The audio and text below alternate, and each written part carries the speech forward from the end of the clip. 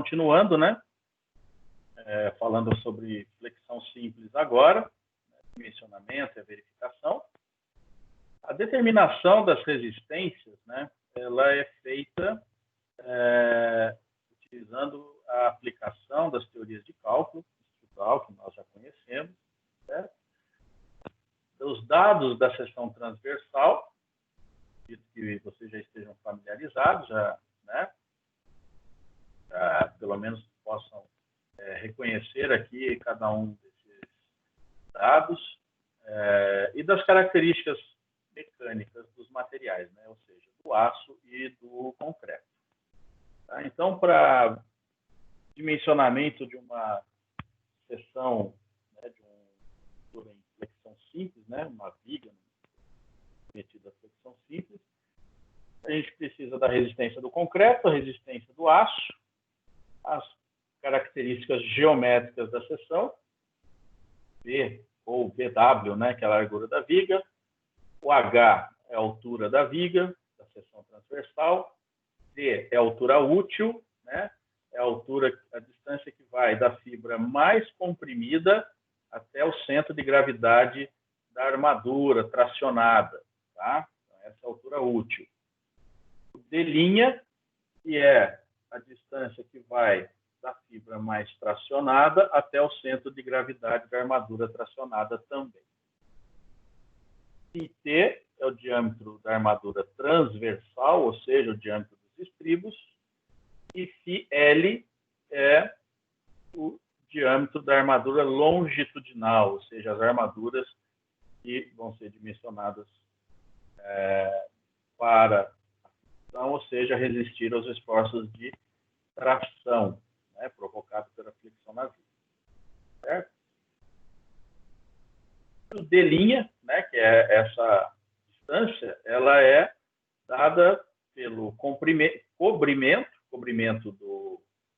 da armadura, que é em função da classe de agressividade ambiental, e aí para cada classe varia essa espessura do cobrimento, tá certo? Somado ao diâmetro da armadura transversal, ou seja, o diâmetro do estribo, mais a metade do diâmetro da armadura longitudinal, porque esse é o ponto de aplicação, ou seja, no centro de gravidade da armadura. Certo? Bom, qual é o objetivo? Né? Determinação do movimento resistente último.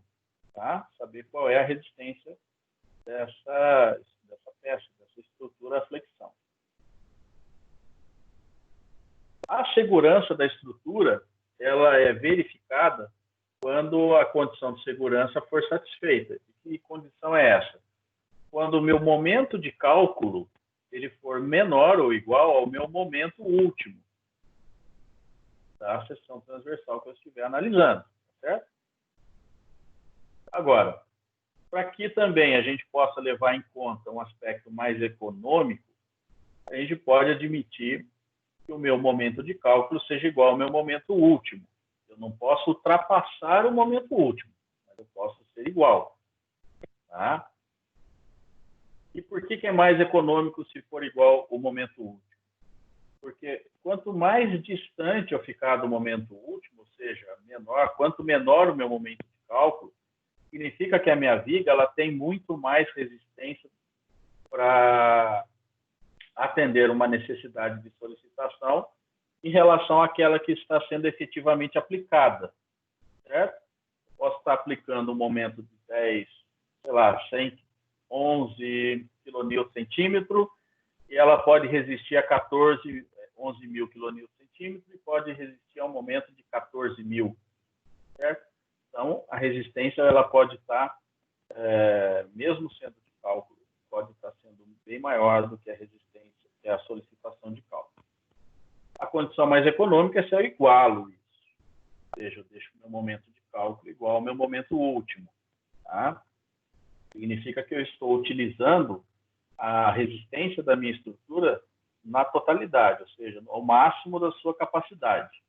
Tá? Sem deixar uma folga muito grande e, obviamente, sem ultrapassar. Tá? Em hipótese nenhuma, nós devemos ultrapassar esse limite. Certo?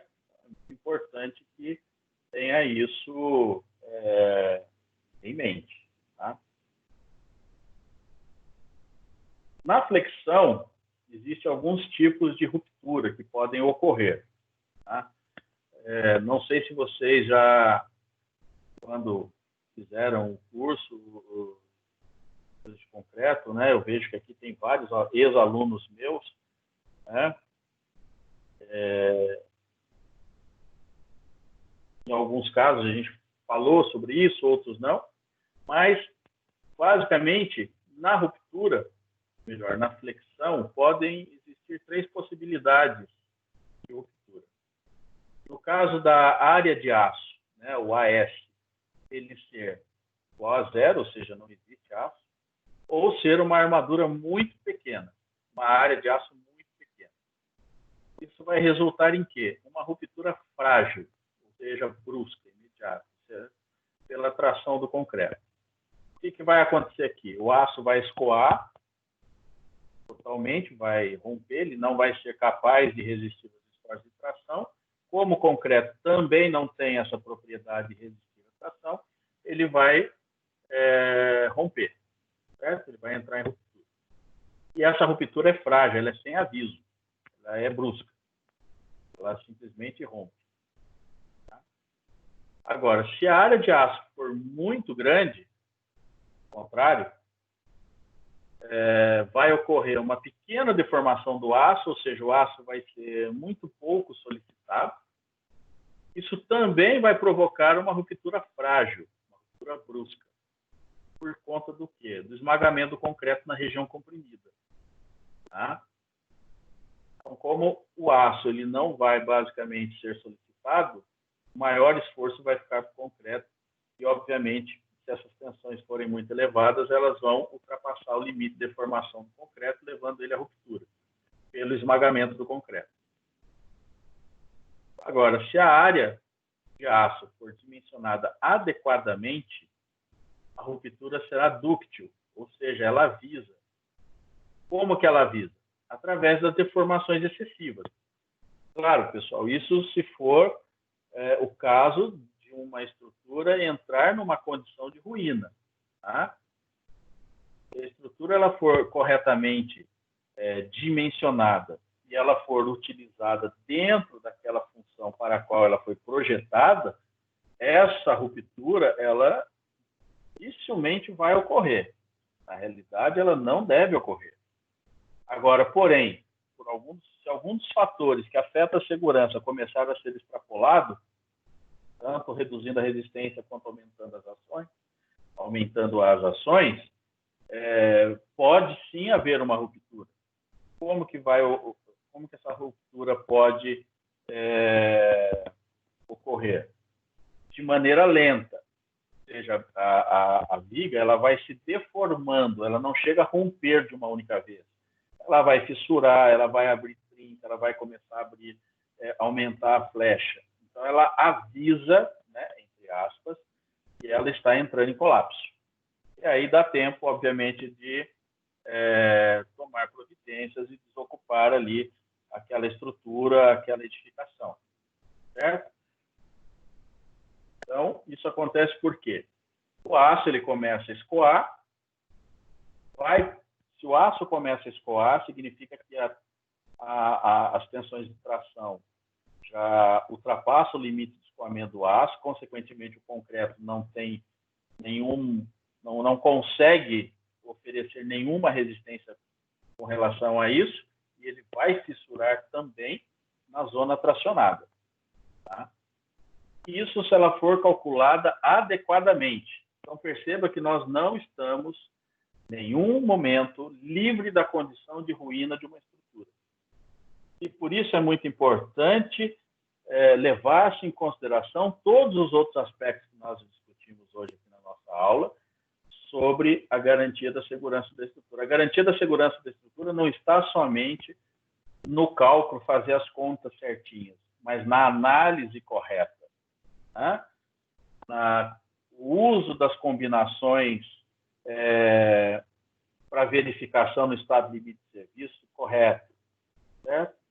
Para que eu possa obter aquelas condições que são previstas dentro do método semiprobabilístico. Utilizar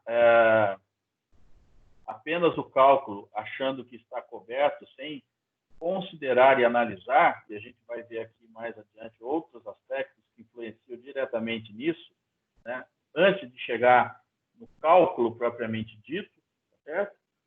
E diz respeito exatamente a isso. O que é o cálculo? Eu analiso a deformação do aço, analiso a deformação do concreto, e aí eu faço meu cálculo.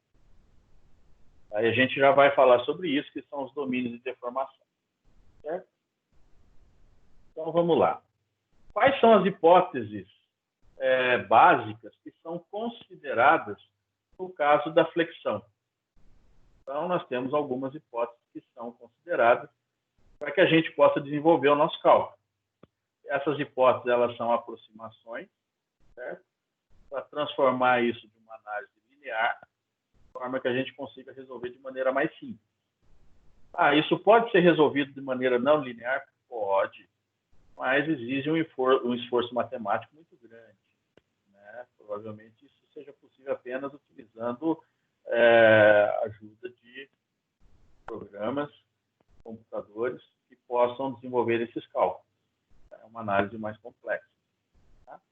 Então, o que nós utilizamos, na verdade, é uma simplificação de toda a análise do comportamento estrutural do concreto armado na flexão. Então, as hipóteses básicas são a manutenção da seção plana, certo? Então, ou seja, essa seção A ou a seção B, na flexão, né, essa viga ela tende a sofrer uma deformação, e na deformação eu vou garantir que essa seção B ela permaneça plana, essa linha tracejada inclinada, tanto na seção A, antes da deformação, na seção A' após a deformação, e a mesma coisa na seção B, antes da deformação, e na seção B' após a deformação. Então, elas permanecem planas, tá? Então, essa é uma hipótese que é considerada para o estudo da análise da flexão, certo? Então, ou seja, a seção plana permanece plana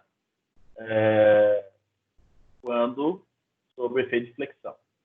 Tá? Outro aspecto também é a aderência perfeita entre o concreto e a armadura. Lembra que nós falamos sobre isso mais cedo? A questão da aderência. Então, isso é uma hipótese básica importantíssima para que a gente leve em consideração as análises e o dimensionamento da estrutura. Tá? Ou seja, eu admito que a deformação da armadura ela é igual à deformação da fibra do concreto, junto a essa armadura. Ou seja, aquele concreto que está aderido à armadura tem uma deformação igual à da armadura. A tensão no concreto, na seção transversal sujeita à deformação de alongamento, né, ela é nula, ou seja, a tensão no concreto é nula na região da seção transversal, sujeita às deformações de alongamento, ou seja, sujeita à força de tração. A gente vai ver no diagrama de tensões de deformação da seção transversal. Então, as tensões do concreto abaixo da linha neutra não são consideradas. Tá? Nós só consideramos as tensões no concreto acima da linha neutra, ou seja, na zona comprimida. A zona tracionada, nós não consideramos as tensões no concreto. E também considera-se o diagrama de tensão-deformação de cálculo, no caso das armaduras. Ou seja, eu não vou na minha tensão de escoamento nominal e nem na minha tensão de escoamento característica. Eu vou na minha tensão de escoamento de cálculo, certo? Então, essas são as hipóteses básicas consideradas na flexão. Bem, com relação ao aço, né, é considerado um aço de dureza natural, ou seja, ele possui um patamar de escoamento. Este diagrama aqui, ele é parcial, certo? Então, nós temos aqui no aço, aqui a reta de proporcionalidade dentro do limite de elasticidade, certo? Aqui tensão de escoamento, característica, patamar de escoamento e, obviamente, esse diagrama ele continua, né? Continua a partir do patamar de escoamento, mas aí já partindo para a resistência última e depois a ruptura, certo? Mas a gente vai analisar apenas quem? Esse limite de proporcionalidade, limite elástico do aço e o patamar de escoamento.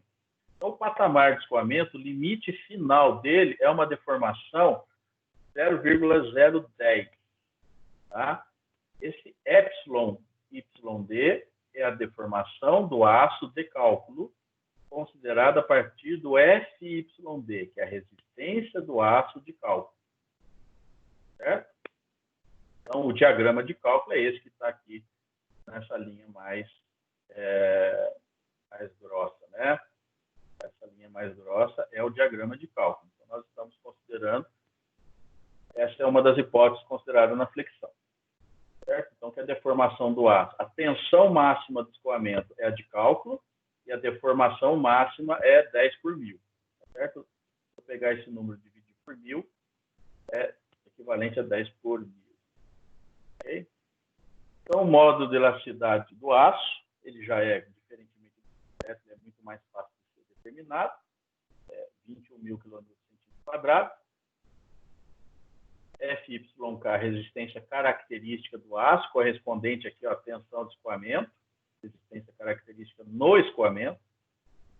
O γS, que é o coeficiente de ponderação do aço, 1,15. Tá? E quem será, então, o nosso FYD, a nossa resistência do aço de cálculo? É o meu FYK, ou a minha resistência característica, dividida pelo coeficiente de ponderação, γS, 1,15. Tá? Dividindo essa resistência, e aí depende de cada tipo de aço, nós já vamos ver aqui nessa tabelinha ao lado, nós vamos ter uma resistência de cálculo correspondente. Tá? E também nós teremos a nossa deformação do aço de cálculo, que é a resistência de cálculo dividida pelo módulo de elasticidade. Então, eu tenho a minha deformação do aço aqui, ó, no patamar, no início do patamar de escoamento, no final do limite de proporcionalidade, ou seja, na reta de proporcionalidade do limite elástico. Tá? Nós temos essa deformação bem aqui. Okay? Então, por exemplo, com o aço CA25, a resistência característica é 25 kN/cm². O FYD, resistência de cálculo, vai ser o 25 dividido por 1,15, dá 21,74. E a minha deformação do aço limite no início do patamar de escoamento é de 0,0104, ou seja, 1,04 por mil. Tá? E a deformação final, ela será 10 por mil. A mesma coisa para os demais aços, né? E o aço CA50, que é o que nós mais utilizamos, né, no ensinamento de estrutura de concreto, ele tem uma resistência característica de 50 kN/cm², onde a minha resistência de cálculo, né, dividindo a resistência característica pelo γS, ele resulta aqui num valor de 43,48 kN/cm². Professor, Oi, pois não. fazer uma observação. O CA25 não é 25 MPa, que quando é correlacionado a kN/cm² dá 2,5? Ele é 500 MPa. CA25 dá 500 MPa, o 32, 300 Ah, MPa. não, mas está certo. Falando de aço, eu confundi com concreto. Tá certo. Isso. Certo. No caso do concreto, sim. Se você tiver um concreto de 25 MPa, ele equivale a 2,5 kN/cm². Ah, tá certo, tá certo. Bom, é que aqui a resistência, esse número aqui, na verdade, ele já é a resistência, a classe de resistência do aço, mas em kN/cm². Se eu quiser saber esse valor em megapascal, é só multiplicar por 10, né? 50 vezes 10 vai dar 500 megapascal. Correto. Se eu quiser determinar o valor em kN/m², eu pego o megapascal e multiplico por 1000, né? dá 500.000 quilonewton metro quadrado. Ok? Tudo bem? Ok, obrigado. Deixa eu liberar mais um pessoal aqui. Tá? Então, ok, vamos em frente. Tá? Nós temos também o aço encruado, que é o Ca50B, Ca60B, né? Ele já possui um comportamento diferente, porque ele é um aço formado de outra maneira.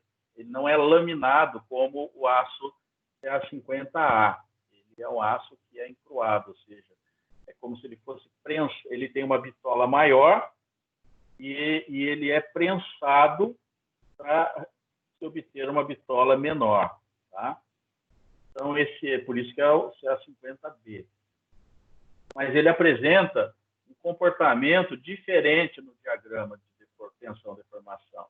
Aqui no aço laminado, você tem muito claro esse ponto de interseção entre limite de proporcionalidade e o início do patamar de escoamento. Já no aço Ca50B, nós não temos aquele ponto bem definido. Nós temos o limite de proporcionalidade, certo? Que é o diagrama linear normal, e entre o ponto A e B, existe aqui um diagrama parabólico, né? Parábola de segundo grau, até atingir o patamar de escoamento, certo?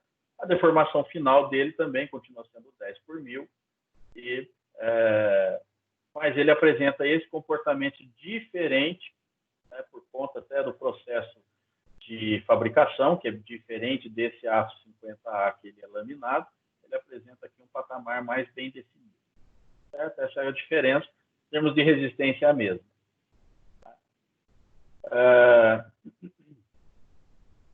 No caso do aço, né, tanto o diagrama tensão-deformação para tração, ele pode ser considerado o mesmo para compressão, o aço, tá? Tanto para tração quanto para compressão.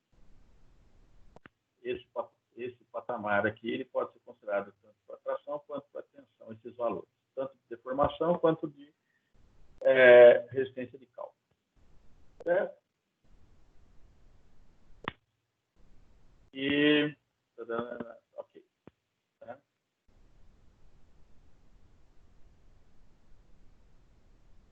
Aqui eu houve um pequeno... Na realidade, é o concreto, gente. Deixa só eu corrigir isso. É o aço, é o concreto. Concreto. Então, vai, já retorna aí.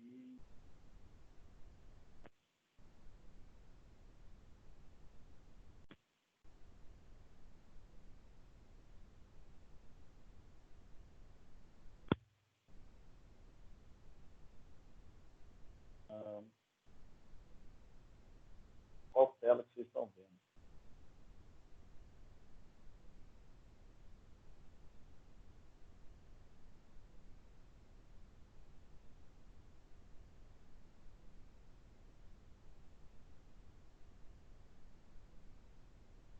Ok. Certo? Aqui, na realidade, diz respeito ao concreto, tá? Então, aqui são os diagramas de tensão-deformação do concreto, onde nós temos o coeficiente de ponderação, que é o γc, que é 1,4, o FCD, que é a resistência do concreto de cálculo, e o FCK, que é a resistência característica do concreto. Tá? Dividido pelo γc, eu obtenho aqui meu FCD. Okay? Então, aqui, analisando esse diagrama parábola retângulo, né, que é tão comentado, esse diagrama ele é obtido, na realidade, ele já é uma aproximação, uma simplificação, ele não é o diagrama real do concreto, certo? O diagrama real do concreto ele não tem essa configuração. Na realidade, ele tem essa outra configuração, que é essa linha azul clara aqui, que está tracejada, ou seja, ele atinge o pico de tensão numa deformação de 2 por mil, só que depois ele começa a cair. Ele não mantém esse pico de tensão até 3,5 por mil.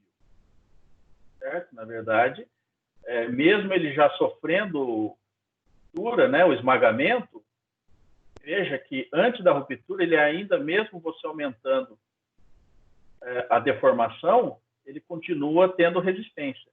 Essa é uma característica muito interessante, concreta, né? Mesmo ele atingindo o pico, ele ainda continua resistindo, mesmo se deformando ainda mais. Tá? Então, o diagrama real de tensão e deformação é esse aqui.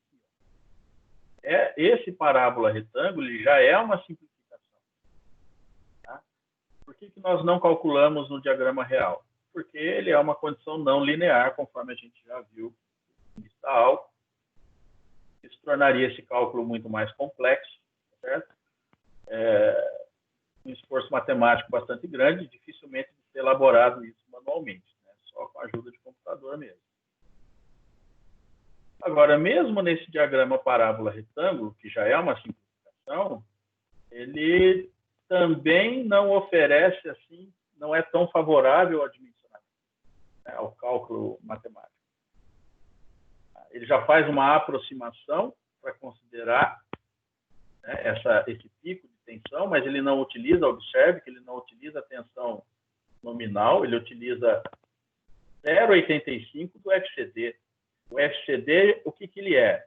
Ele é a resistência do concreto já reduzida, com coeficiente de ponderação, certo? Já apliquei um coeficiente de ponderação na resistência do concreto e já diminuí ele. É onde eu gerei meu FCD. E ainda multiplico por um coeficiente 0,85. Esse coeficiente é chamado de efeito Rush. Tá?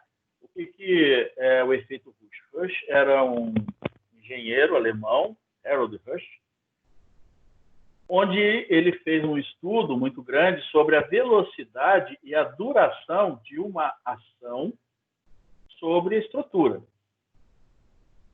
Comparando em relação a quê? Em relação aos ensaios. Acho que todos já devem ter visto um ensaio de resistência de concreto, né? De corpo de prova. É um ensaio muito rápido, né? Em relação, ou seja, você carrega o material num tempo muito curto. E ali você obtém a resistência. Só que existem vários fatores que ocorrem na realidade, né, na estrutura. Então, ou seja, esse efeito de carregamento, né, ou seja, que é ao longo do tempo, certo? Justamente por conta dessa diferença de determinação da resistência do concreto através dos ensaios ser muito mais rápida do que o carregamento que é aplicado na estrutura, que é aplicado ao longo do tempo. Então, adotou-se aqui um coeficiente de redução em relação aos valores que são obtidos nos ensaios. Um outro aspecto também, que ao longo do tempo, da vida útil da estrutura, ela perde resistência também, frente aos carregamentos. Certo? Frente aos carregamentos. Então, a resistência, a estrutura, ela vai perdendo uma certa resistência ao longo do tempo, justamente por conta dos carregamentos aplicados de maneira permanente, né? Então, por conta disso, adota-se esse outro coeficiente, que é 0,75. Tá? E esse terceiro coeficiente, ele é adotado em função do tipo dos cimentos que nós utilizamos hoje, né? Por serem materiais mais, como é que eu posso dizer, são materiais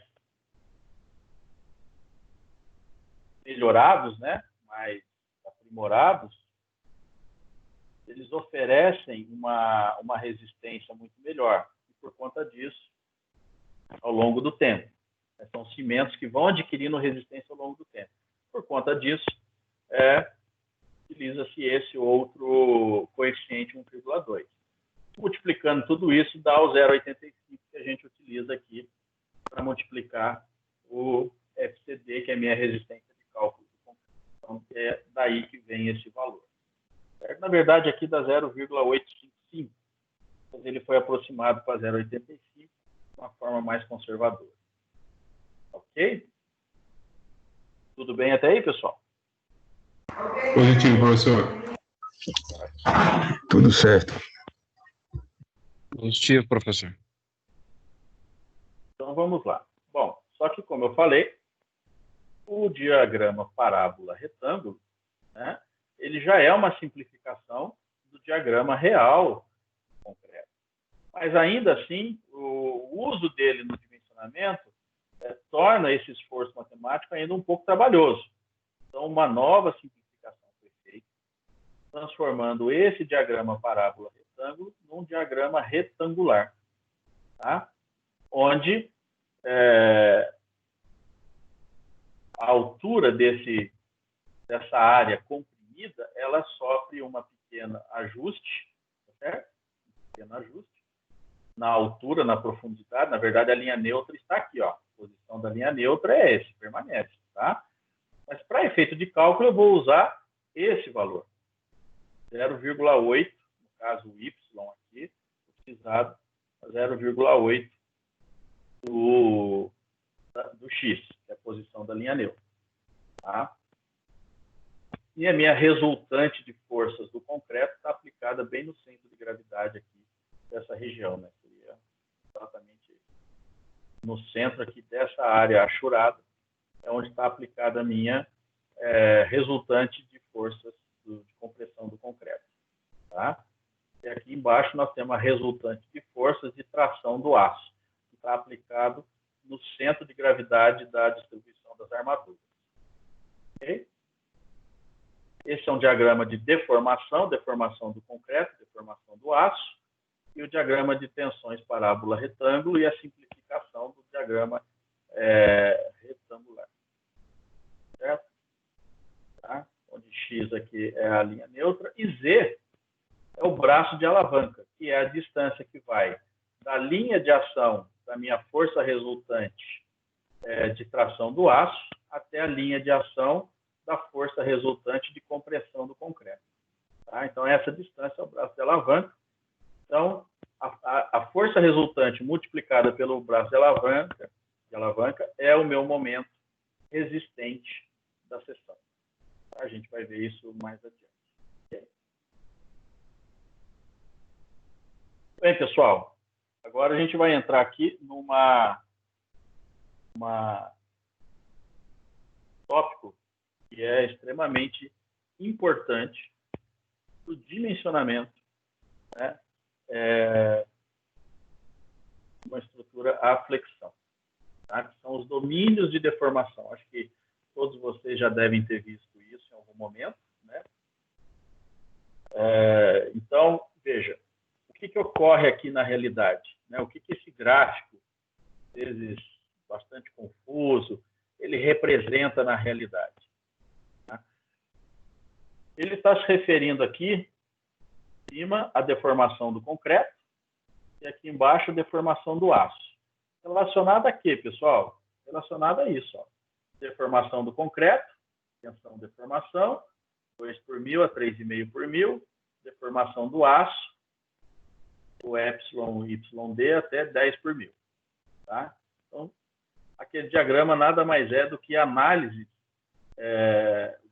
diagrama de domínios de deformação, nada mais é do que a análise das deformações do aço e do concreto. Tá? Então, nós temos hoje 5 domínios, na verdade são 6 domínios, né? Tem um domínio, esse branquinho aqui é chamado domínio 4A. Então, são 6 domínios, né? Vai até o 4, depois o 4A e aqui o 5.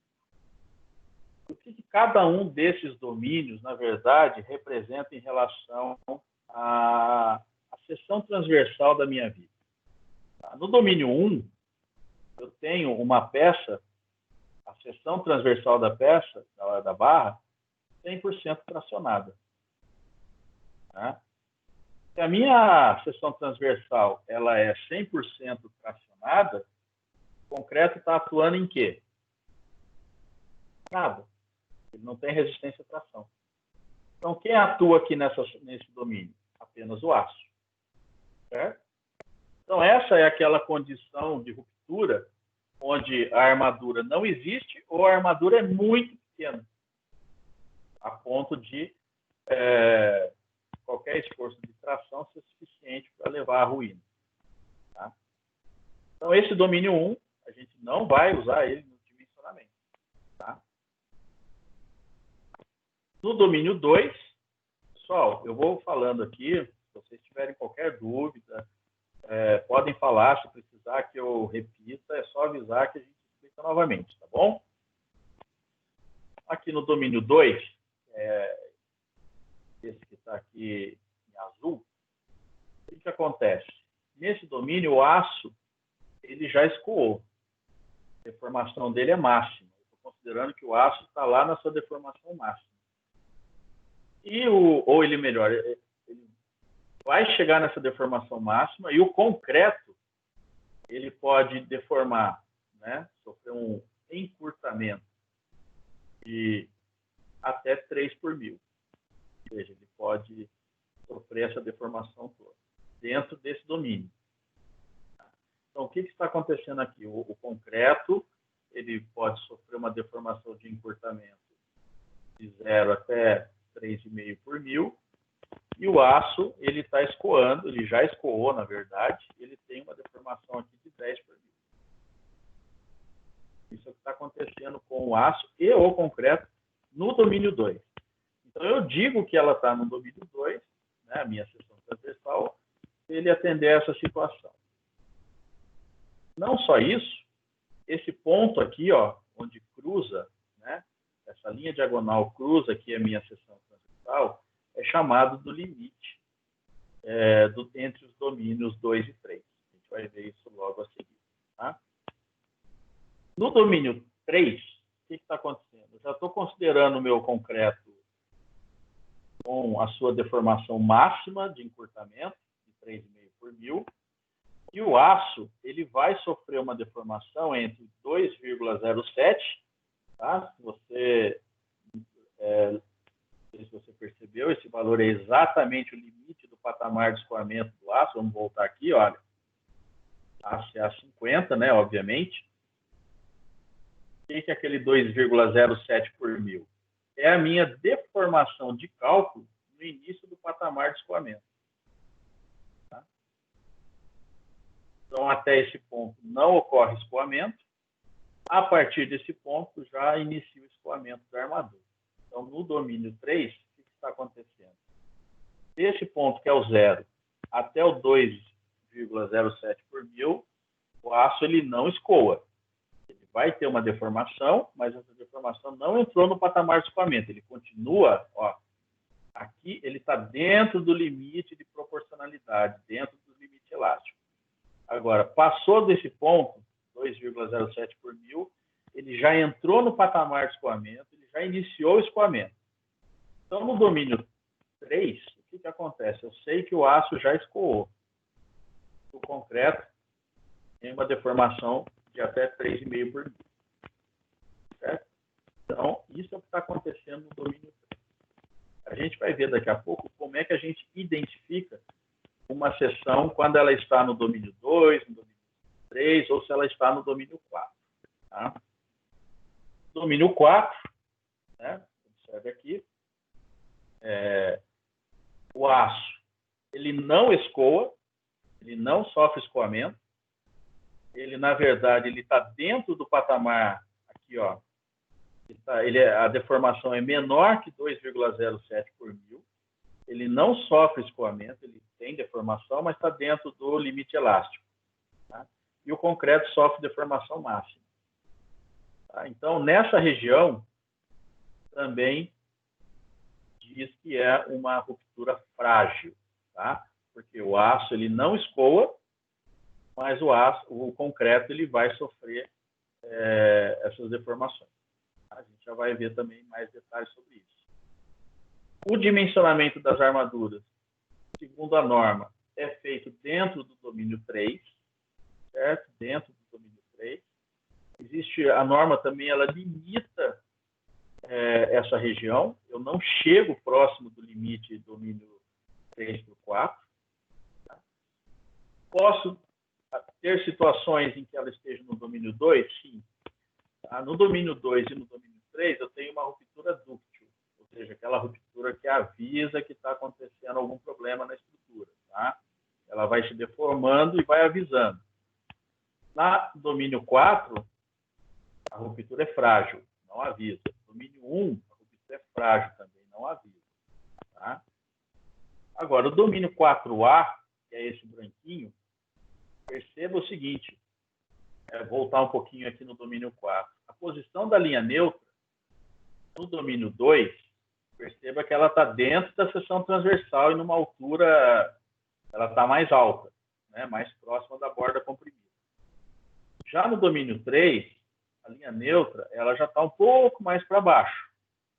Varia em função de quem? Em função da altura útil da seção transversal.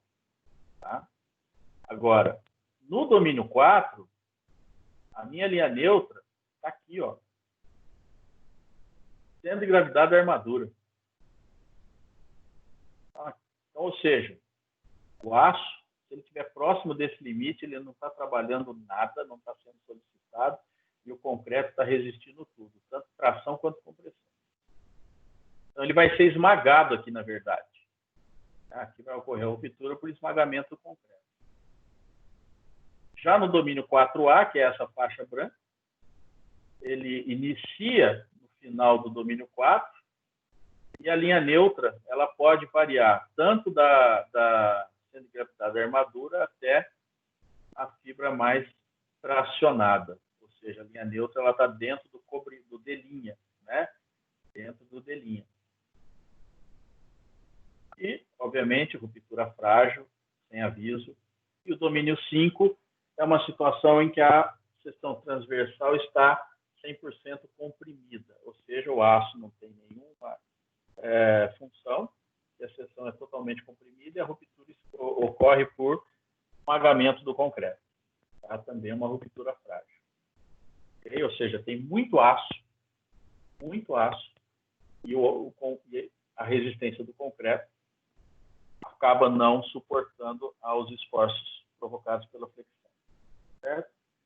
Então, aqui nós temos uma região subarmada, uma região domínio 2 e 3 normalmente armada, subarmada e normalmente armada, e domínio 4, 4A e 5 superarmada. Eu tenho muito aço, né?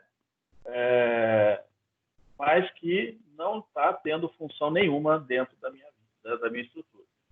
Isso, pessoal, não sei se vocês já devem ter ouvido isso, mas eu já ouvi. Eu coloquei muito aço na minha estrutura, reforcei minha estrutura com bastante aço. Então, quantidade de aço não significa reforço da estrutura, não significa que a sua estrutura está segura. Quando que a sua estrutura está segura? Quando ela tem a quantidade de aço adequada, quando a seção comprimida do concreto é dimensionada para trabalhar de forma adequada. Isso é segurança. Quantidade de concreto, quantidade de cimento, quantidade de aço não significa segurança. Isso é o mesmo que continuar dimensionando estruturas no método intuitivo, ou seja, tentativa e erro, né? Tentando buscar o acerto, mas correndo o risco de um insucesso muito maior do que de sucesso. Ou seja, aumenta-se o risco desnecessariamente. Oi. Então, conforme acontece muito por aí, em muitas obras que não tem acompanhamento de engenheiro, então o superdimensionamento então é perigoso, então, né? Sim, sim. Exatamente, porque você coloca... Eu ouvi uma vez até uma pessoa me falando, eu fiz a minha casa, coloquei muito aço e reforcei, isso nas palavras dele, né? Reforcei as estruturas, pus aço, pus isso, pus aquilo, e a casa, depois de pronta, apresentou um monte de trinca. Por isso, né? Fissuras, trincas, porque, na realidade, o aço, uma região superarmada, ela pode provocar, o aço não vai trabalhar, deixando o concreto, isso vai acontecer o quê? Isso vai jogar a linha neutra, quanto mais aço eu coloco, mais para baixo eu jogo a minha linha neutra. E a pessoa fica com a falsa sensação de segurança, né? Exatamente. Infelizmente, a falta de conhecimento com relação a isso acaba provocando acidentes aí desagradáveis, né? Certo? Pessoal, tudo bem até aqui? É importante que vocês entendam bem essa questão de informação, como Professor, Oi. deixa eu só tirar uma dúvida. Quando a gente fala dos domínios, a gente está falando, esse estudo que a gente está desenvolvendo aqui nos domínios é puro para flexão? Ou cada tipo de solicitação eu posso alternar domínios? Por exemplo, a gente está falando de flexão simples, o ideal é trabalhar da transição do 2 para o 3, que está ali tecnicamente tecnicamente econômica e segura. Se a gente falar de compressão, no caso de um pilar, aí muda essa teoria? Não, porque o pilar ele é calculado também com, claro, falando de pilares comuns, né? Não de pilar parede. Pilar convencional, ele é dimensionado pela teoria de vigas. Então é a mesma coisa, tem que estar entre o domínio 2 e 3. A mesma coisa é laje. Laje também é dimensionado pela teoria de vigas. Lajes finas, tá? Laje plana fina. Isso principalmente se ela for numa relação LY sobre LX maior do que 2. Ela é calculada exatamente igual a uma viga. Tá? Agora, abaixo dessa relação LY-LX menor do que 2, não. Aí você utiliza a teoria de placas e as tabelas de Bernoulli, Bares, Marcos e assim por diante. No caso de lajes espessas, aí não. Aí já é uma outra teoria que tem que ser aplicada. Tá? No caso de pilares parede, também não. Outra teoria que é utilizada. Tá? Não, entendi. Então, basicamente, a gente só conhece os domínios para dizer aonde a gente deve ter o parâmetro, né? Por exemplo, a gente conhece o 4 e o 5, só para saber que não se deve chegar a ele, mas que a gente nunca vai trabalhar nesses domínios. Seria basicamente isso. E também... Não só isso, porque, por exemplo, a gente vai fazer aqui também verificação, não apenas dimensionamento. A gente vai dimensionar, ou seja, é uma situação de projeto. Eu vou criar uma estrutura, projetar. Agora, tem a questão de verificação. Né? Você pode ter uma situação que a viga já está construída e você precisa, por alguma razão, analisar se ela pode suportar mais cargas ou se você pode fixar a ela algum outro tipo de elemento estrutural, por exemplo. Eu quero pôr uma marquise numa viga. Essa viga foi projetada para isso? Não sei. Não tenho projeto estrutural, não tenho informação. Isso é muito comum, infelizmente. Né? As pessoas não terem informações sobre a estrutura das suas próprias edificações. Isso é comum. Então, o que você vai fazer? Você vai fazer a verificação. Você não sabe como a pessoa que projetou, se é que ela foi projetada, como que ela fez. Mas como é que você faz para verificar? Bom, você tem que saber qual é a área de aço que foi utilizada. Só tem um jeito de saber disso. Descascando a viga, né, fazendo uma inspeção, verificando a armadura, bitola, espaçamento, quantidade. A mesma coisa para os estribos, né, tanto na armadura inferior de flexão, quanto na armadura superior, que, às vezes, embora ela seja colocada de maneira geral como porta-estribo, você pode colocar também ela como sendo uma armadura de compressão, trabalhar a viga como armadura dupla. Né? No domínio 4, a gente vai ver logo adiante, existe uma possibilidade de dimensionar, sim, no domínio 4, usando armadura dupla. Quando eu uso armadura dupla, provavelmente eu estou no domínio 4. Mas aí eu uso uma armadura de compressão, aí eu subo a minha linha neutra. Tá? No domínio 4, a linha neutra tende a descer, aí eu ponho mais resistência, eu auxilio a resistência do concreto através de uma armadura dupla, eu subo mais a minha linha neutra. Tá? Então, isso por conta do quê? Da altura da seção transversal. Como que a posição da linha neutra define?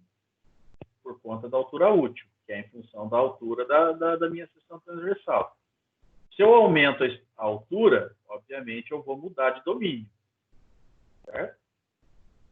Ah, mas eu não posso aumentar a altura e também não posso aumentar a largura. Puxa vida, o que eu vou fazer? Bom, uma outra alternativa é aumentar a resistência do concreto ou armar com armadura dupla. Tá? Mas no caso de verificações, como eu estava falando, eu posso ter uma situação onde a viga já está construída e eu tenho que fazer alguma adequação. Aí eu preciso saber como é que ela foi dimensionada e qual é a resistência dela. Eu faço a conta inversa, eu vejo quanto ela tem de armadura, tenho as dimensões, aqui ao contrário, eu tenho todas as informações geométricas, né? Largura, altura, posição da armadura, quantidade de aço, eu consigo obter fisicamente fazendo inspeção na estrutura.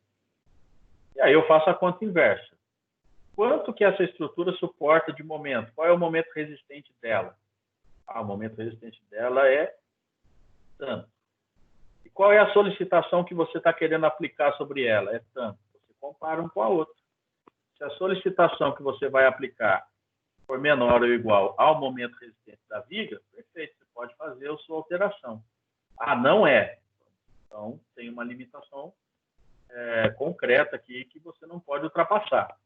Se ultrapassar o momento resistente da viga, você vai derrubar essa viga. Certo? Certo. Certo. Douglas, só para complementar também, porque eu sou David, ex-aluno seu, e estou entrando realmente na área de laudos periciais. Uhum. Se eu pegar uma situação onde eu realmente não tenho nenhuma planta no ambiente, onde eu vejo que a estrutura está tendo trinca, está em colapso, então eu vou ter que fazer isso que você falou. Então, eu vou ter que descascar a área para descobrir qual que é o tipo de aço que foi utilizado, os estribos, para mim poder fazer esse cálculo e informar nesse laudo que realmente essa estrutura não está ultrapassando o limite das solicitações. Correto? É isso, então, né? Sim. Se ela já está deformando e com abertura de trincas ou fissuras, ela já está iniciando um processo de ruína. Tá? Precisa ver por que ela está entrando nesse regime. Né? Se a solicitação que foi prevista está mantida ou está superada por alguma razão, ou se ela foi subdimensionada. Aí você consegue determinar isso fazendo a verificação através desse levantamento em campo, né? Lá na viga, fazendo inspeção, checando qual é a área de aço que foi usada nessa viga, quais são as dimensões dessa viga. Aí você consegue calcular o momento resistente dela. Tá? E com isso, joia. aí você tem a solicitação e você compara. Essa viga não foi dimensionada ou está dimensionada aquém da necessidade. E aí você faz o projeto do seu reforço. Tá certo. Obrigado, Lucas. Bom, vamos ver aqui mais detalhadamente, tá? Esses domínios, não todos, nós vamos ver o domínio 2, 3 e 4. Tá? O que acontece no domínio 2? Nós temos aqui, o aço ele já escoou, a deformação do aço é 10 por 1000. O concreto ele pode deformar entre 0 e 3,5 por 1000. Tá? Posição da linha neutra. A posição da linha neutra é dada por essa expressão aqui. Ela é em função da altura útil e é 0,259 de T. Tá? Então, dependendo da altura útil, você já sabe qual é o limite do domínio 2. Tá? Aqui ele vai indicar qual é o limite do domínio 2 passando para o domínio 3. Como é que eu determino isso? Semelhança de triângulo. Tá? Por essa expressão aqui. Então, eu tenho aqui 3,5 por 1000, que é esse ponto, né? Dividido por x23, é a posição da linha neutra entre os domínios 2 e 3, que é essa linha tracejada. Então, aqui eu tenho um triângulo, ó. Triângulo. X, 3,5 por 1000. Ele é proporcional a quem? A 10 mais 3,5 por 1000, que seria um triângulo total, né? Se eu empurrasse esse triângulo para cá. Mas uma outra maneira também seria D menos X, que é essa altura, tá? 10 por 1000 tá, para D menos X. Eu faço aqui uma regrinha de 3, eu consigo, isolando o X, eu consigo determinar também, tá? O valor do limite, né, entre os domínios 2 e 3. Então, ou seja, tudo que tiver dentro, né, abaixo desse limite, está no domínio 2. Então, no domínio 2, o que acontece? O estado limite último, ele ocorre pelo alongamento plástico excessivo da armadura. É óbvio que eu não vou deixar chegar nesse ponto. Tá? E o encurtamento do concreto, da borda comprimida, ele varia entre 0 e 3,5 por 1000. Certo? Essa também é uma ruptura dúctil, ela avisa e é uma seção subarmada. Ou seja, ela teria um pouco menos de aço do que se ela fosse normalmente mencionada. Tudo bem? E o que isso quer dizer, né? O que isso tudo aqui significa? Isso está relacionado, como eu já falei, aos diagramas tensão de deformação, tanto do concreto, que é esse que está em azul, tá? Domínio, diagrama parábola retângulo e o diagrama retangular. E aqui é o diagrama tensão de deformação do aço. Perceba que no domínio 2 o aço ele já está aqui, ó, deformação máxima do aço. Certo? E a deformação do concreto ela vai de 0 até 3,5 por 1000. Isso no domínio 2. Então perceba que esses são os comportamentos que eu tenho que analisar para a seção transversal da minha estrutura para o dimensionamento. Você saber que domínio que ela está sendo dimensionada. Okay? Agora, aqui no domínio 3, o limite, né, a posição limite da linha neutra no domínio 3, passando para o domínio 4, né, essa borda aqui inferior, ele é dado por 0,608 de D, que é a altura útil da viga. Certo? Então, é mais uma função geométrica. À medida que eu vario a altura da viga, eu mudo essa distância também. Certo? Também ele é determinado pela triângulo por triângulo, semelhança de triângulos, calculando aqui a posição da linha neutra. Mas aqui é o limite entre o domínio 3 e 4. O dimensionamento das vigas, né, a flexão, a norma, ela estabelece um limite máximo de 0,45 de D, ou seja, bem abaixo desse limite. Esse é o limite do domínio, mas a norma ela restringe, né, essa posição da linha neutra em 0,45. Tá? Nós vimos que o domínio 2 é 0,25 de D, e o domínio 3 ele vai para 0,62 de D. Mas a norma ela restringe a posição da linha neutra em 0,45 de D. Então, ficaria dentro dessa região aqui. Certo? Só que, segundo a norma, se o X ultrapassar o limite 0,45 de D, eu vou utilizar ela como armadura dupla, com um X limite de 0,45. Ou seja, na realidade, eu nem chego no domínio 4. Aqui, o estado limite último ele ocorre pelo esmagamento do concreto. O alongamento da armadura ele varia entre a deformação, né, YYD, 2,07 por 1000 até 10 por 1000. Então, o aço ele pode deformar dentro do patamar de escoamento. Aqui, ó, de 2,07 até 10 por 1000 é o patamar de escoamento do aço.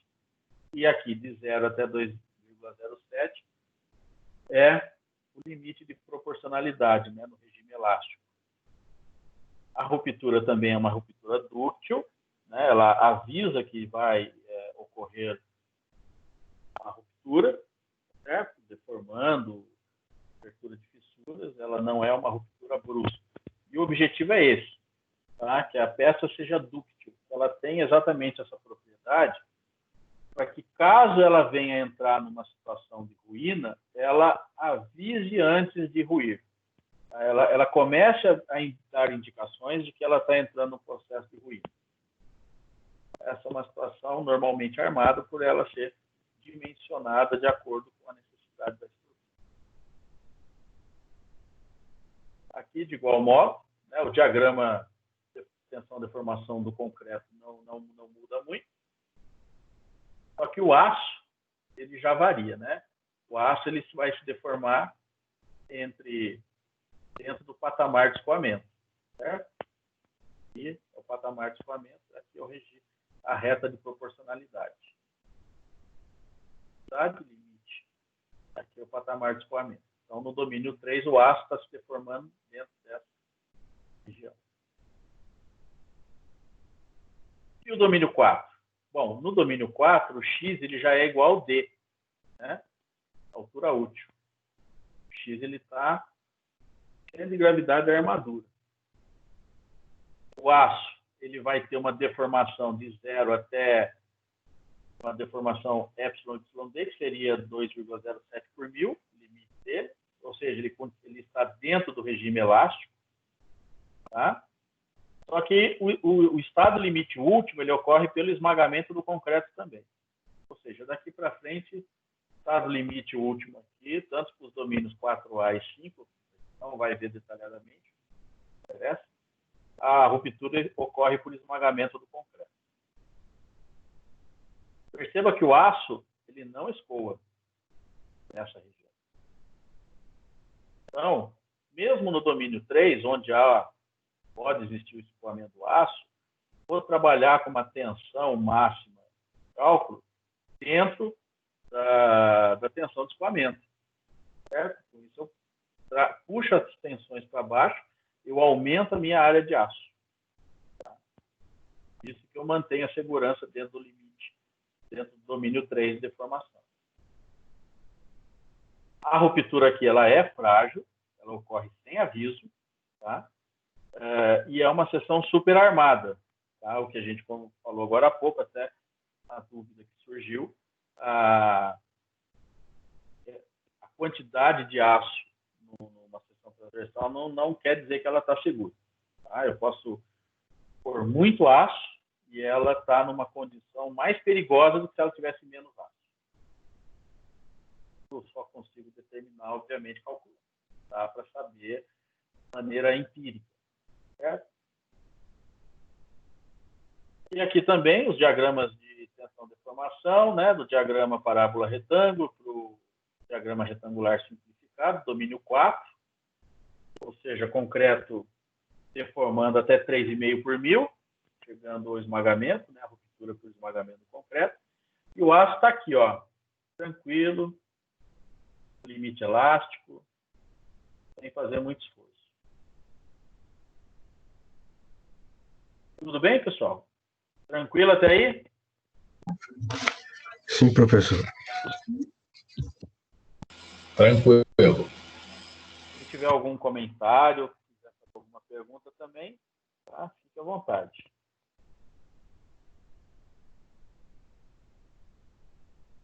Olha, então vamos em frente. Né? Lá. Aqui só para a gente tentar demonstrar de maneira um pouco mais visual, né? Aqui são os domínios, né? Distribuição das deformações, com dentro dessas condições, na seção transversal, tracionando o aço, comprimindo o concreto. Tá? Isso nós já falamos, né? Essa distribuição de tensões da compressão do concreto num diagrama parábola-retângulo é uma condição não linear, que desfavorece o cálculo manualmente, né? Então, foi feita mais uma simplificação, transformando esse diagrama num diagrama retangular, ou seja, fazendo com que as tensões sejam constantes. Tá? Nós sabemos que não é essa a situação real, mas essa situação real, aqui, pessoal, ela é muito próxima dessa. Muito próxima. Então, os resultados são muito... eu tenho depois aqui um aplicativo, né? Que, a gente voltando do almoço, eu vou mostrar para vocês. Você dimensionando através de um diagrama parábola retângulo e dimensionando o diagrama retangular, a diferença ela é muito pequena. Podemos utilizar essa simplificação com bastante tranquilidade. Certo? E retornando na segunda etapa da aula de hoje, eu já apresento para vocês. Então, aqui nós temos uma seção transversal. Basicamente, o que acontece? Nós temos um momento aplicado, submetendo essa seção a uma flexão. Então, nós vamos ter aqui o diagrama simplificado retangular a uma altura 0,8 de x, que é x, quem é x? Posição da linha neutra. Tá? Posição da linha neutra vai determinar. Em função disso, a gente determina também qual domínio que essa estrutura está sendo dimensionada. Aqui é aquela tensão de cálculo, que é a minha resistência de cálculo do concreto, né, a compressão, multiplicado por 0,85, que é o efeito Rush, né, que é resultado daqueles coeficientes que nós já falamos anteriormente, mantendo uma linearidade das tensões, uma linearidade de tensões de compressão. Perceba que essas tensões abaixo da linha neutra são apenas para o aço. Tá? No concreto, nós não utilizamos. Tem uma... Aqui, ó. Perceba que abaixo da linha neutra eu não considero nenhuma tensão para o concreto. Apenas nas zonas comprimidas. Tá? Concreto, eu não considero abaixo da linha neutra, porque são tensões de tração, não me interessa. O concreto não tem resistência, então não há por que considerá-las. Quem vai resistir isso? O aço. Certo?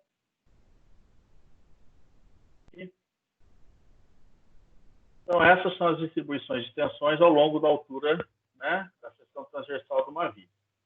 Certo? Aqui é a tensão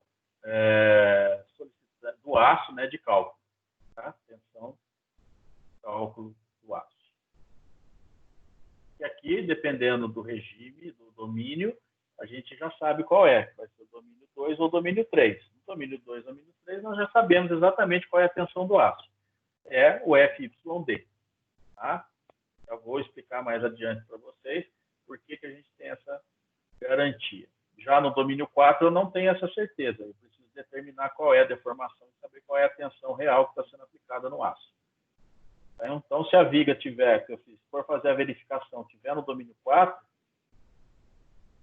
já fica um pouquinho mais chatinho de eu fazer essa verificação. Então, dentro da seção transversal, basicamente, o que está acontecendo? Eu tenho aqui uma resultante de força de compressão de cálculo, uma resultante de força de tração no aço de cálculo. Tá? Essa resultante de tração no aço de cálculo, ela é dada pelo FYD, tensão de escoamento de cálculo do aço, vezes a área de aço. Certo? Tensão não é força dividido pela área. Então, a força é a tensão vezes a área. Tá? Aqui é a força, aqui é a tensão, aqui é a área. Então, eu tenho a tensão do aço e é a resistência do material que eu estou utilizando. E a área de aço é o que eu quero descobrir. A minha resultante de força de compressão do concreto de cálculo, ela vai ser quem? Essa área daqui, essa área aqui, essa área. Quem é essa área? 0,8 de x, vezes quem que é essa tensão? 0,85 da FCD. Então, aqui eu tenho a tensão, na verdade, né? Voltando aqui. A área é B, largura da viga, vezes a altura que eu estou admitindo do meu diagrama retangular, 0,8 de x. Então, eu tenho essa área. Aqui, na verdade, essa área da linha neutra, 0,8 de x está um pouquinho mais acima. Então, aqui eu tenho uma área da região eu estou considerando como região comprimida, vezes a tensão. Então, tensão vezes a área, eu tenho a força. Tá? Então, a minha resultante de força, compressão do concreto de cálculo, é a tensão, 0,85 da FCD, vezes a área. Quem é a área? O 0,8 de x vezes o B, que é a largura da viga. Tá? Então tá bom. Eu tenho aqui já as equações das minhas resistências, das minhas resultantes de força. O braço de alavanca, a distância entre RCD e RSD vai ser quem? Vai ser o D, que é a altura total, menos 0,4 do x. É aqui, ó, a posição da linha de ação da minha resultante de força de compressão do concreto. Bem no meio dessa altura. Okay? Bom, com isso, nós temos as seguintes equações, né? Com relação ao concreto, a minha resultante de tensão, né, do concreto é 0,85 do FCD, que é a tensão, B, a largura da viga, vezes 0,8 de x, é a região comprimida. Então, tensão vezes área, eu vou ter a força. 0,8 vezes 0,85 dá 0,68. Então, 0,68 BX FCD. Essa é a equação da minha resultante de força-tensão do concreto. A armadura, nós já vimos, o RCD, é a área de aço vezes a tensão do aço. Tá? E as equações de equilíbrio de força, RCD é igual ao RSD. Tá? Elas têm sentido contrário. E por que elas são iguais? Por que elas têm que ter a mesma intensidade? Porque senão ela daria torção. O momento, né? Teria que estar estático, então tem que ser igual. Quase isso. Tá? A ideia está certa. Na verdade, o quê? Para manter o equilíbrio da seção. A somatória das forças tem que ser igual a zero. Binário de força. Isso. Os dois geram binário, né? RSD vezes o braço de alavanca dá o momento. RCD vezes o braço de alavanca também dá esse momento. O momento de cálculo ele pode ser calculado tanto por essa equação vezes o braço de alavanca, quanto por essa equação vezes o braço de alavanca. Eles são iguais, porque eles têm que se anular. É um equilíbrio de forças. Para manter o equilíbrio, eu tenho que anular as forças. Obviamente, eu tenho que anular os momentos. Certo? Então, essa expressão 0,68 PXFCD é igual à área de aço vezes a tensão no aço. Certo? Bom, com isso eu consigo ter o momento último de cálculo. Vai ser quem? O RCD vezes o braço de alavanca, que é o D menos 0,4 de x. O mesmo vale para o momento calculado em função do RSD, de força de tração do aço de cálculo, multiplicado pelo braço de alavanca. Certo? Agora, substituindo as resultantes de tensão nas equações do momento, nós temos duas equações, mais duas equações, 2 e 3. Então, o RCD, eu substituo esse valor aqui, pelo braço de alavanca. O RSD, eu substituo esse valor aqui. Né? Vezes o braço de alavanca, eu tenho um momento. Então, as duas equações me dão o momento último de cálculo da seção transversal dessa via. Tudo bem até aí? Tá certo? Bom, resolvendo aqui a equação 2, essa equação, tá? Nós chegamos a essa equação da posição da linha neutra. Tá? É uma posição um pouco diferente, é uma equação um pouco diferente, habitualmente utilizada do que aquela equação de segundo grau, bem mais simples. Tá? Aqui, obviamente, considerando que eu tenho todas as informações. No caso de verificação, às vezes fica um pouco mais complexo de determinar esse valor. Então, a linha neutra aqui, a posição da linha neutra, eu vou calcular por essa expressão. Foi gerada a partir da equação 2, que é do momento último. solicitante de cálculo. E eu vou fazer o quê? Vou igualar quem? O momento solicitante de cálculo. Então, veja. Uma vez que eu já calculei o valor de x, que é a posição da linha neutra na minha seção transversal, eu consigo identificar qual é o domínio de deformação que ela corresponde. Ou seja, né, quais são as situações que a gente pode ter. Ela pode estar no domínio 2, ou seja, se a posição da linha neutra for menor do que o limite do domínio 2 e 3, ou seja, 0,259 de D. Nesse caso, eu considero que a tensão do aço é igual à tensão de escoamento do aço, ou seja, o FYD. Eu admito essa condição. Outra possibilidade é a linha neutra também, ela pode estar no domínio 3. Tá? Então, ela vai ficar entre 0,259 de D e 0,628 de D. Certo? Então, aqui, na verdade, eu usou a expressão para cálculo da deformação do aço, né, para poder determinar qual é a tensão. Ou seja, nesse caso, a tensão do aço ela vai ser admitida como sendo a mesma tensão de escoamento do aço que vai sendo utilizada. No caso do CA50, o FYD é 43,48 kN/s². Certo? Então, no domínio 2 e no domínio 3, eu consigo já ter definido. Eu já conheço, então, quais são as tensões no aço. Por isso que, no caso de verificação, a gente vai ver logo a seguir, essas hipóteses elas são importantes para a gente fazer essa análise de verificação do domínio, né? Isso, obviamente, no caso de verificação, não no caso de dimensionamento.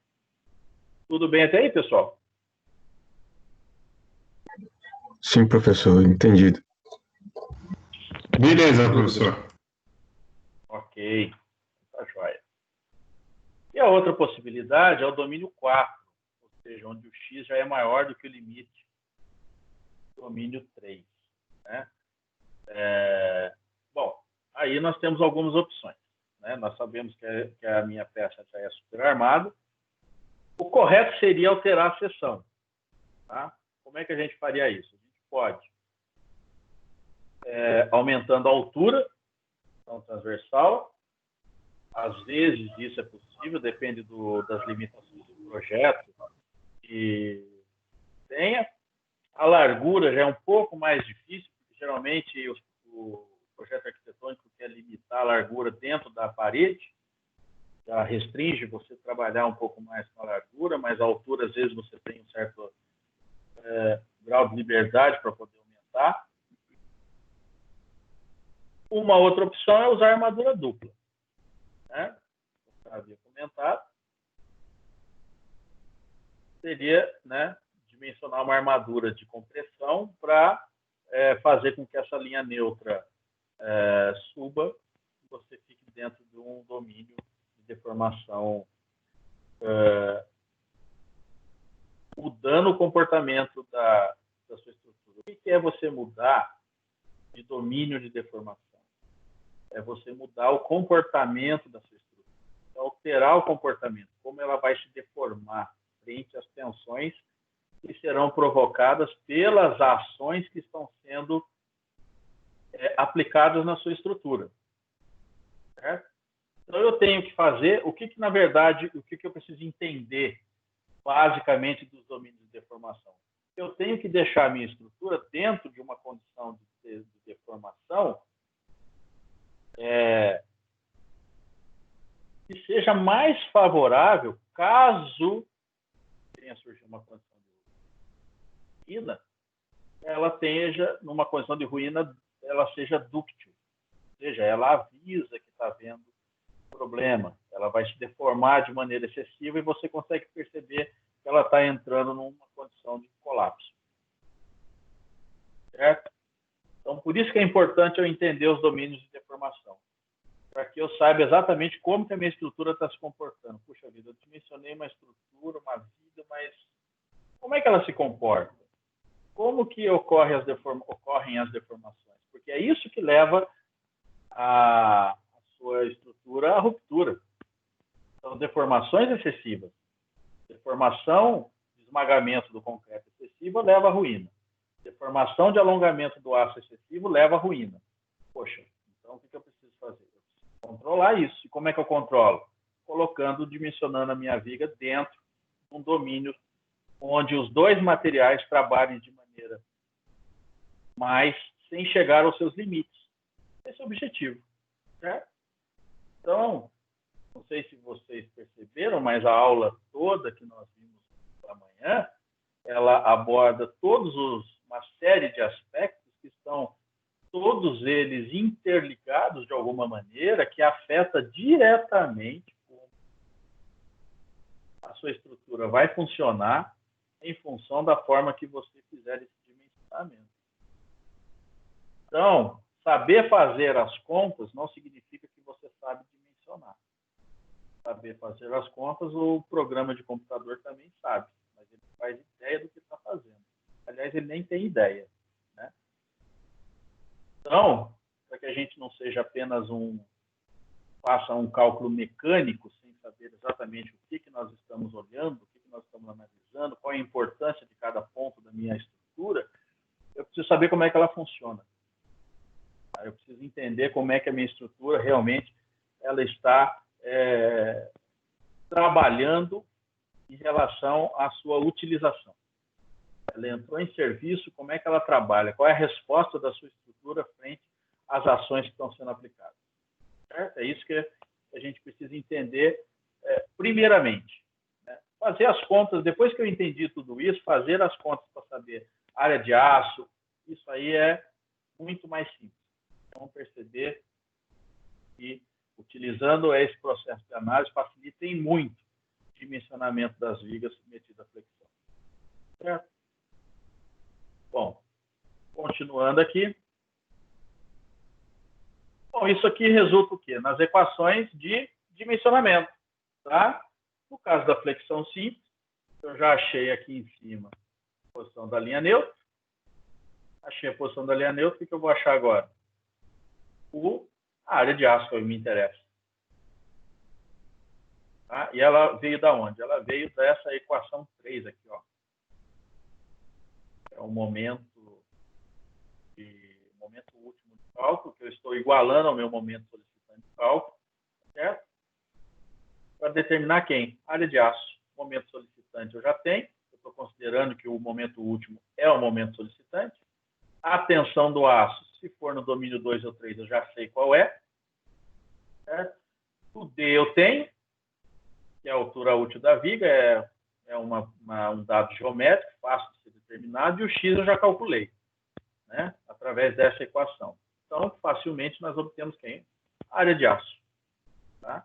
Domínio 2 ou 3, tensão no aço é igual à tensão de escoamento do tipo do aço que você está utilizando, então você consegue determinar aqui de maneira a área de aço que você precisa. E aqui você garante que a sua estrutura está dentro de um domínio de deformação que ela vai trabalhar, né, frente às ações. Você sabe como é que ela está trabalhando, como é que o aço vai deformar, como é que o concreto vai se deformar. É você que determina como isso vai acontecer. Certo? Você que define para a estrutura, olha, eu quero que essa estrutura trabalhe dentro dessas condições. Então, eu preciso fazer esses ajustes. Para fazer isso, eu preciso saber como é que isso funciona. Tá? A grosso modo, é isso mesmo. Certo?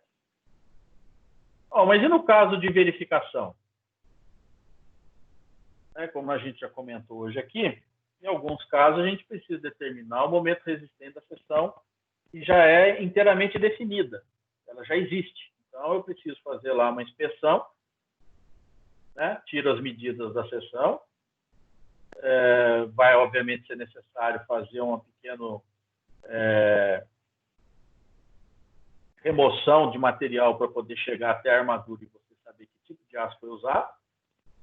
né, para aquela viga, e aí você consegue definir a sua seção toda. Então, você consegue a área de aço tracionada, a área de aço comprimido, se houver, consegue também a área de aço da armadura transversal, dos estribos. Então, você consegue verificar tanto a armadura transversal quanto a armadura longitudinal. E também a armadura de compressão, se for o caso. Então, ou seja, como é que funciona aqui a verificação? Bom, nas equações de equilíbrio, quais são as minhas incógnitas? Né? Voltando aqui nas equações de equilíbrio.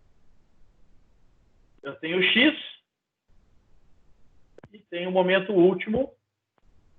Tenho quem mais? A tensão no aço. Então, essas são as minhas 3 incógnitas.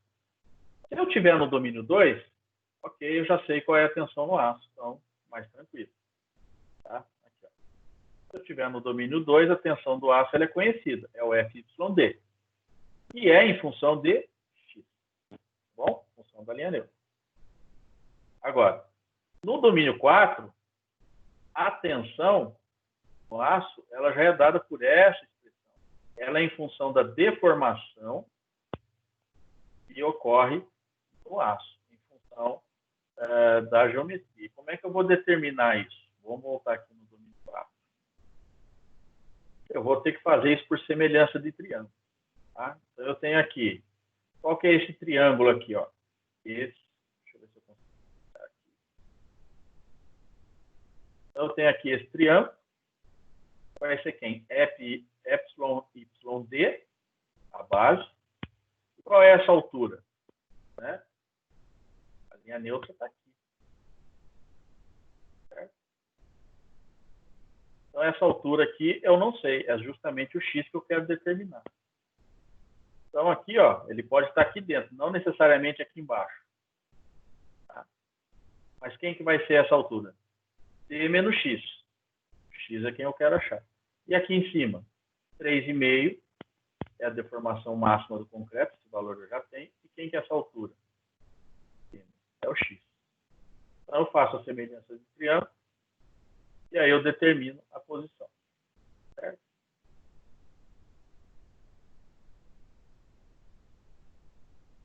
Vou voltar aqui. Então, utilizando aqui, né, tem a deformação do aço. Perdão, aqui é o módulo de elasticidade do aço, vezes a deformação do aço, né, vezes 3,5 por 1000, eu tenho a minha tensão no aço. Feito isso, eu consigo fazer a dimensionamento do momento útil. Certo? Bom, conseguindo determinar através das duas equações, as duas incógnitas que eu preciso, consequentemente, né, eu já consigo calcular o momento último, que é o momento resistente da seção. Esse vai ser o momento solicitante máximo, ou seja, o limite. É aquilo que ela suporta, né? Dentro daquilo que foi usado para executar, para construir aquela viga, né? Fisicamente você obteve as dimensões das bitolas, espaçamento, quantidade, seção transversal. Só tem um dado que é um pouco mais complexo de você determinar, mas existem ensaios para isso. O que é? O FCK do concreto. Qual o FCK que foi usado naquela viga? Bom, em alguns casos você pode, se for uma construção que houve algum tipo de controle tecnológico, você pode até conseguir determinar. Caso contrário, você vai ter que fazer ensaios para determinar qual é a resistência daquele concreto. Lembrando que os ensaios eles são empíricos, não são determinísticos, não vão te dar um valor real da resistência, ou você pode fazer extração de corpo de prova e fazer a ruptura. É uma outra opção. Então, perceba, né? Às vezes, esse detalhe, essas questões, elas acabam ampliando um pouco mais. Então, fazer a verificação é uma coisa. Agora, você obter todas as informações já é algo um pouco mais complexo. Certo? Professor. Oi. E quando eu estou fazendo esse tipo de verificação, eu vou lá e acho o momento resistente máximo da estrutura. Aí eu vou fazer todo o levantamento de carga que essa estrutura já tem, para ver se está compatível, né? Então, esse levantamento de carga é um levantamento característico, né, que eu vou pegar puramente o peso das estruturas, e ainda assim eu tenho que aplicar aquelas coeficientes de segurança, correto? Está falando aqui na verificação? Isso. Na verificação, não. O que você obteve como momento último é exatamente o que ela suporta. Né? Não, sim. Momento... Tá. Aí, o momento eu não vou aplicar coeficiente, mas para o levantamento de carga. Sim. Sim. Tem que considerar. Beleza. Tinha entendido bem essa pergunta. Sim, você precisa considerar nas suas solicitações os coeficientes de ponderação. Sem dúvida. Ok? Ok, obrigado.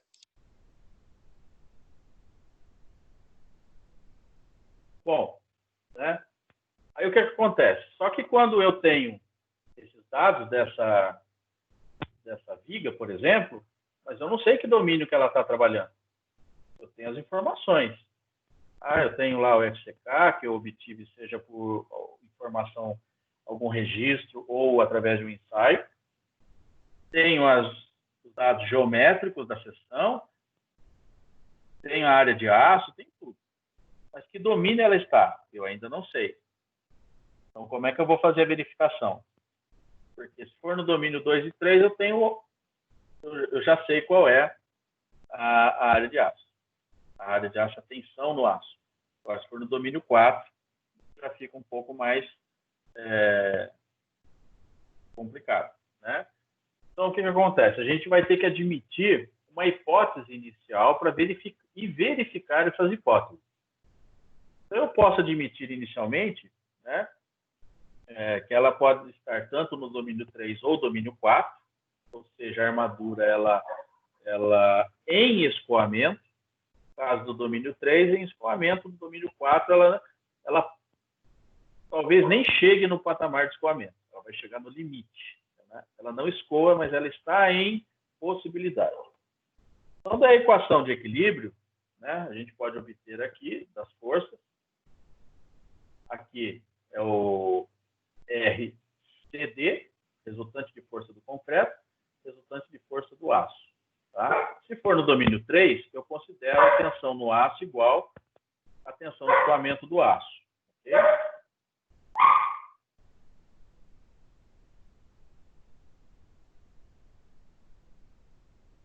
Tudo bem? Ou seja, fazendo aqui, né, isolando o X, eu consigo determinar uma nova equação e calculo o valor do X. Isso para o domínio 3. Tá? Bom, se esse X estiver dentro do limite do domínio 3, ok, a hipótese é válida. Como é que eu sei isso? Meu X ele tem que estar dentro... Aqui. Meu X tem que ser menor que 0,328 de D. Então, se ele for menor do que esse valor, ele está dentro do domínio 3. Perfeito, a minha hipótese foi validada. Mas pode acontecer dela não ser validada. Aqui.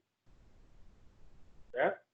Então, se a hipótese for validada, substitui o X lá na equação do momento, você calcula o momento resistente da seção. Pronto. Né? Encerrou o assunto. Agora, por outro lado, se a hipótese não for validada, se o X for maior do que o X limite do domínio 3, tá? Ou seja, a viga está no domínio 4, tá? Então significa que a tensão da armadura é uma função de X. E esse valor ele tem que ser obtido reescrevendo a equação de equilíbrio. Então, eu reescrevo a equação de equilíbrio toda, certo? Aqui. Isso daqui vai dar... como é que vai ficar? Né? Vai ser aqui o RCD, resultante de força do concreto, que é igual a quem? Área de aço vezes a tensão. Quem que é a tensão? Modo de elasticidade vezes a deformação. Certo? Então, quem é a deformação? É D menos X sobre X vezes 0,0035.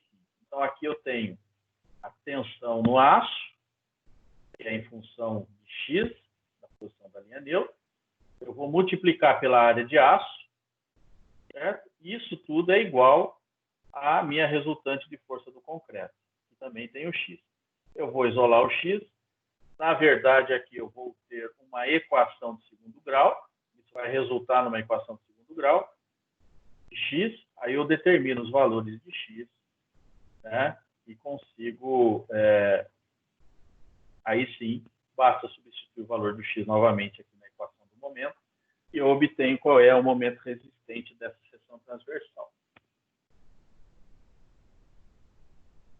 Tudo bem, pessoal? Sim, professor, entendido. Beleza, professor.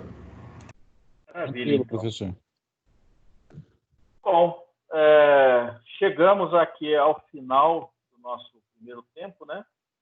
Nosso primeiro período aqui da manhã. E realmente deu exatamente em cima do tempo, né? Então, conseguimos aqui cumprir aí a meta agora de manhã. No período da tarde, deixa eu só entrar aqui, vou parar a gravação.